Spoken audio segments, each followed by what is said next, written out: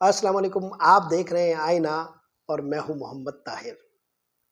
آج خبروں سے بھرپور ایک دن تھا۔ دو عدالتی فیصلوں اور ایک اہم ترین اقدام نے پاکستان کے منظرنامے کو مختلف مباحث کا مرکز بنایا ہوا ہے۔ آج پشاور کی ڈویژنل بینچ نے بلے کا انتخابی نشان بحال کر دیا۔ دوسری طرف سپریم کورٹ میں ہم نے جنرل پرویز مشرف کی سزا کو برقرار رکھنے کے فیصلے کی گونج سنی۔ آپ اچھی طرح آگاہ ہیں کہ جنرل پرویز مشرف کی سزائے موت کا جو فیصلہ پشاور سے ہوا تھا، وہ فیصلہ ہائی کورٹ میں ایک بینچ نے ختم کر دیا تھا سزائے موت کا۔ تب ہائی کورٹ میں دو ججز تھے، ان میں سے ایک جج جسٹس مظاہر اکبر نقوی صاحب تھے جو بعد میں سپریم کورٹ کے جج بنے۔ سپریم کورٹ میں ان دنوں وہ چیف جسٹس کے ساتھ ایک تنازع کی حالت میں اور ان کے خلاف ایک سپریم جوڈیشل کونسل میں ریفرنس چلا گیا ہے۔ تو اس ریفرنس کے حوالے سے جو رسہ کشی جاری تھی، آج اس کا ایک منطقی انجام بھی نکلا اور جسٹس مظاہر اکبر نقوی نے اس روز جب پرویز مشرف کے خلاف یہ فیصلہ آیا، اپنا استعفیٰ انہوں نے صدر مملکت کو بھیج دیا۔ اخلاقی طور پر جو ان کا فیصلہ تھا جس میں انہوں نے پرویز مشرف کی سزائے موت کو ختم کر دیا تھا، وہ فیصلہ سپریم کورٹ میں جس طرح مسترد ہوا ہے، اس کے بعد کہا یہ جا رہا ہے کہ یہ ایک محرک تھا ان کے استعفے کا۔ لیکن اگر آپ پاکستان کے موجودہ حالات میں اس کھیل کے سیاسی معاملات پر ایک نظر ڈالیں اور اس کے ارد گرد جو محرکات ہیں اس کو ٹٹولیں، تو آپ کو یہ نظر آتا ہے کہ پاکستان کے اندر فیصلوں کی بنیاد کیا ہوتی ہے۔ بدقسمتی یہ ہے کہ ہمارے ہاں کسی آدمی کو میرٹ پر گھر چلتا نہیں کیا جاتا، نہ ہی کسی آدمی کے متعلق کوئی فیصلہ میرٹ پر ہوتا ہے۔ ہمارے ہاں ایک کھیل ہوتا ہے اور وہ کھیل یہ کہ فیصلہ ساز قوتوں کو جب کوئی آدمی سازگار نہیں ہوتا تو پھر اس آدمی کے کیریکٹر کو ٹٹولا جاتا ہے۔ جسٹس مظاہر اکبر نقوی کا جو ریفرنس سپریم جوڈیشل کونسل میں گیا، وہ عدالت میں جاری ایک رسہ کشی اور مخصوص سیاسی حالات اور مخصوص سیاسی فیصلوں کے تناظر میں تھا۔ پاکستان کے معزز چیف جسٹس صاحب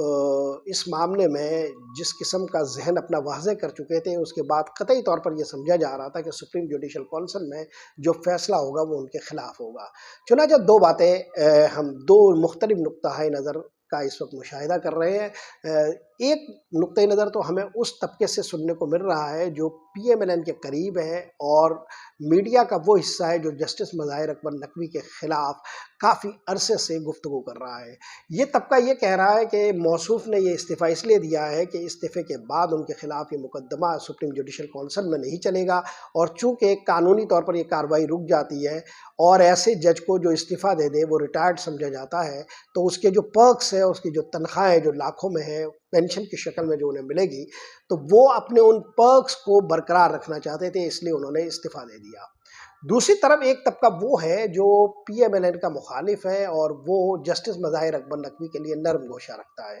ان کا کہنا یہ تھا کہ جسٹس مظاہر اکبر نقوی صاحب کا استعفیٰ دراصل اس تناظر میں آیا ہے کہ کسی خاص لمحے میں، کسی خاص موقع پر ان کو سپریم جوڈیشل کونسل کی کارروائی کے بعد چلتا کیا جانا تھا۔ یہ وہ لمحہ اور موقع ہوتا کہ جس کے بعد یہ فیصلہ پی ایم ایل این کو ایک سیاسی بیانیہ دیتا اور وہ اس فیصلے کے تناظر میں اپنے جو میلے کپڑے تھے اس کے اجلے ہونے کا کوئی دعویٰ کرتے۔ اس لیے یہ موقع اور یہ پہل ان سے چھین کر ایک طرح سے جسٹس مظاہر اکبر نقوی نے وہ فیصلہ جو بعد میں ہونا ہی تھا، اس لیے انہوں نے وہ پہل کاری پی ایم ایل این سے چھین لی۔ یہ دو مختلف نقطہ نظر ہیں، لیکن اصل بات یہ نہیں ہے۔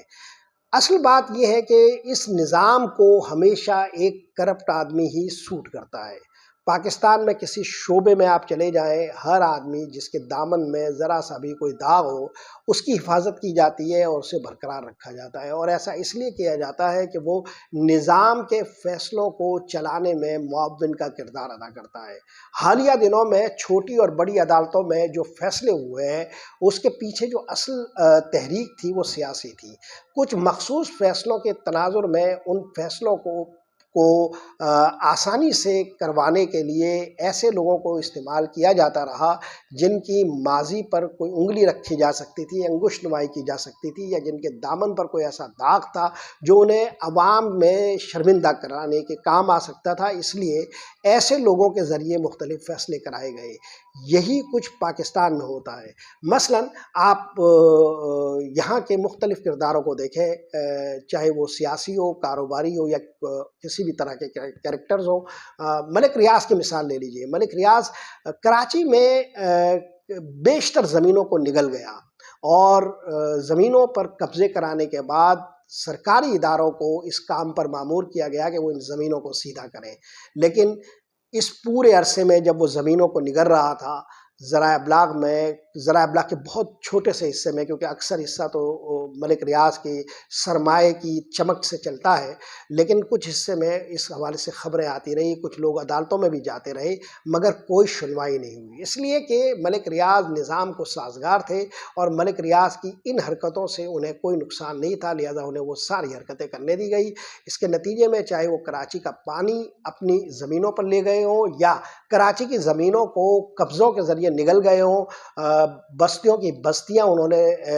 خالی کروا لی ہو سرکاری مشینری کے ذریعے، اس پر انہیں کچھ نہیں کہا گیا۔ لیکن جب مخصوص حالات میں ملک ریاض کی ضرورت محسوس ہوئی کہ وہ عمران خان کے خلاف کچھ کیسز میں مدعی بنے، گواہ بنے، اور ملک ریاض نے اس سے اپنا دامن چھڑانا چاہا اور اس کے لیے موقف اختیار کیا کہ یہ حکومت ہے تو کچھ سال میں بدل جاتی ہے، لیکن آپ مجھے استعمال کر کے میرے لیے مسائل پیدا کریں گے، تو ملک ریاض کے اس موقف کے بعد اور عمران خان کے خلاف استعمال نہ ہونے کے باعث ان پر مختلف کیسز ہونے لگے، ان کے اکاؤنٹس منجمد ہونے لگے۔ تو بنیادی طور پر ہمارے جو فیصلوں کی بنیادیں میں، میرا موضوع اس وقت ملک ریاض نہیں ہے۔ ملک ریاض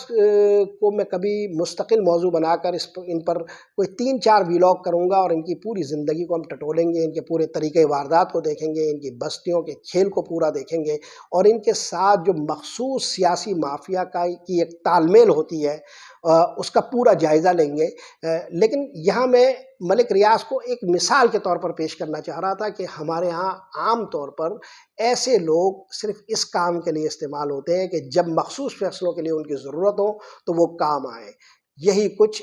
جسٹس مظاہر اکبر نقوی کے معاملے میں بھی ہے۔ تو مظاہر اکبر نقوی صاحب کا استعفیٰ آ چکا ہے، وہ اپنے پرکس کے ساتھ، اپنی مراعات کے ساتھ اب اپنے گھر کو سدھار رہے ہیں، اور اب وہ ریٹائرڈ جج ہی کہلائیں گے، سپریم کورٹ کے سابق جج کہلائیں گے، اور وہ جو جوڈیشل کونسل میں ان کا ریفرنس ہے، وہ اب اپنی موت آپ مر جائے گا اپنے ضوابط کے تحت۔ لیکن آج کی جو سب سے بڑی ڈیولپمنٹ ہے وہ پشاور ہائی کورٹ کی ڈویژنل بینچ سے بلے کی بحالی کی فیصلے سے جڑی ہوئی ہے۔ بلے کی بحالی کا جو فیصلہ ہوا ہے وہ انتہائی قانونی اور منطقی تھا۔ بلے کی بحالی کے بعد پاکستان کے سیاسی منظرنامے پر مختلف قسم کے مفروضوں کا ایک طوفان اٹھا ہے۔ میں ابھی اس کے پس منظر میں کچھ ملاقاتوں کے حوالے سے جو خبریں ہیں وہ بھی آپ کی گوش گزار کرتا ہوں، لیکن اہم بات یہ ہے کہ الیکشن کمیشن نے جو سامنا کیا پشاور کی ہائی کورٹ کی ڈویژنل بینچ کا، وہاں ان سے جو مختلف سوالات ہوئے ان میں سے کسی سوال کا جواب الیکشن کمیشن کے پاس نہیں تھا۔ میں اپنی معلومات کی بنیاد پر آپ کو یہ بتا رہا ہوں کہ الیکشن کمیشن کے اندر بھی یہ سوچ موجود تھی کہ پی ٹی آئی کے ساتھ بلے کا نشان نہیں چھیننا چاہیے۔ چیف الیکشن کمشنر جو پاکستان تحریک انصاف کے خلاف ایک فریق بن چکے ہیں، اور وہ الیکشن کرا نہیں رہے بلکہ پی ٹی آئی کے خلاف الیکشن لڑ رہے ہیں،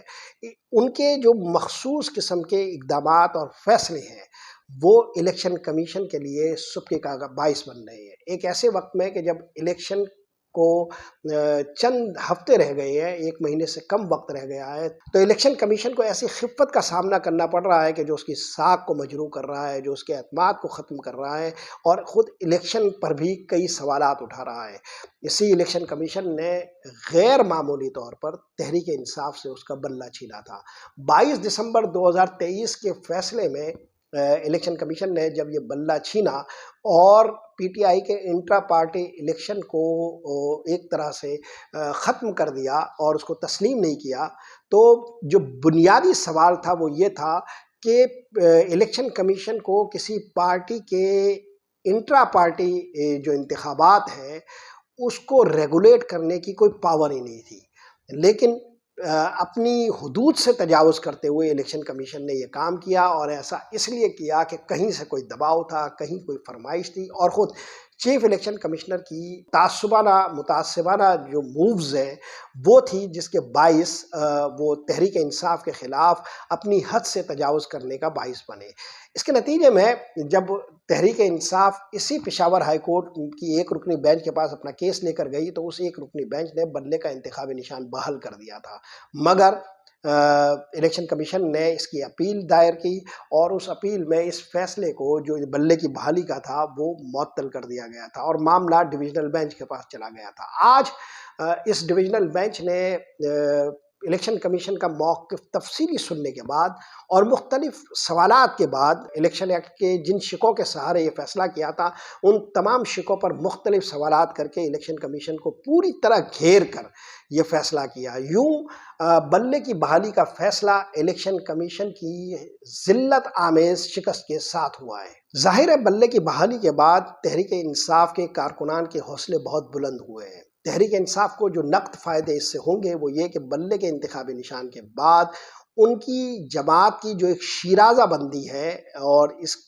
شیرازہ بندی کے تحت الیکشن میں جو انہیں تحفظ حاصل ہوگا ایک جماعت کے طور پر جیتنے کے بعد، قوانین کے حساب سے وہ کیفیت ان کی بحال ہو گئی ہے۔ اور یوں تحریک انصاف کے اوپر جو پہلے سے خطرہ منڈلا رہا تھا کہ اگر انہیں آزاد حیثیت میں الیکشن لڑنا پڑا تو ان کے جیتنے والے ارکان اسمبلی کو اچک کر لے جائے گا، یا کوئی انحراف کرایا جا سکتا ہے پارٹی قائد کی ہدایت کے برخلاف، تو وہ جو خطرہ تھا